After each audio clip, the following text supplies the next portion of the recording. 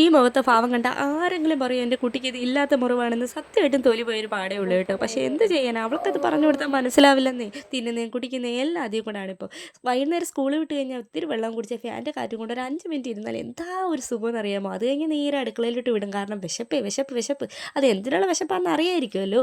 ചോറ് തിന്നാനുള്ളതല്ല, എന്തെങ്കിലും ഇങ്ങനത്തെ സാധനം അതാണല്ലോ മെയിൻ. അങ്ങനെ ഇതാ ഒരാൾ ഒളിഞ്ഞു വന്നിന്നൊക്കെ വാങ്ങിച്ച് തിന്നുന്നുണ്ട്. അതൊക്കെ കഴിഞ്ഞ് നേരെ ട്യൂഷനാക്കിയിട്ട് വീട്ടിലോട്ട് വന്നപ്പോൾ നല്ല പഴുത്ത ചക്കേൻ്റെ മണം. ആകെ ഒരു പീസേ കിട്ടിയിട്ടുള്ളെങ്കിലും അത് തന്നെ നമുക്ക് ധാരാളം. നമ്മൾ കൈയിട്ട് വാരി അങ്ങോട്ട് കഴിക്കുമല്ലോ, നമുക്ക് അങ്ങനെയൊന്നും ഇല്ലല്ലോ. അങ്ങനെ വേഗം തന്നെ അതൊക്കെ അങ്ങോട്ട് ഒതുക്കുന്നുണ്ടായിരുന്നു കേട്ടോ. അത് കഴിഞ്ഞ് പിന്നെ ഇന്ന് രാവിലെ നല്ല സോയാബീൻ ബിരിയാണി ആയിരുന്നു വെച്ച് കൊടുത്തിട്ടുണ്ടായിരുന്നത്.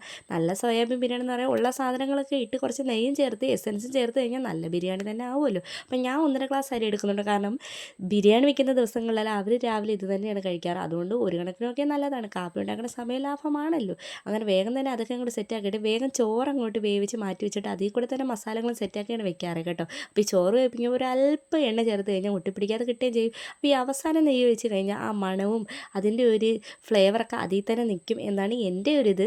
നിങ്ങൾക്ക് എങ്ങനെയെന്ന് എനിക്ക് അറിയില്ല കേട്ടോ. അങ്ങനെ അതൊക്കെ അങ്ങോട്ട് സെറ്റാക്കി മാറ്റിയതുകൊണ്ട് പിന്നെ നേരെ പോയിട്ട് അവർക്ക് നഖം വെട്ടാനുണ്ടായിരുന്നു. അപ്പം നഖമൊക്കെ വെട്ടി ക്ലീനാക്കി കൊടുക്കുന്നുണ്ട്. നഖം വെട്ടുന്ന കാര്യത്തിൽ കുറച്ച് ബാക്കോട്ടാണ് ആൾ. അപ്പോൾ കോടി കൊണ്ട് വെട്ടാനും സമ്മതിക്കില്ല. അപ്പോൾ എല്ലാവരും സബ്സ്ക്രൈബ് ചെയ്യണേ.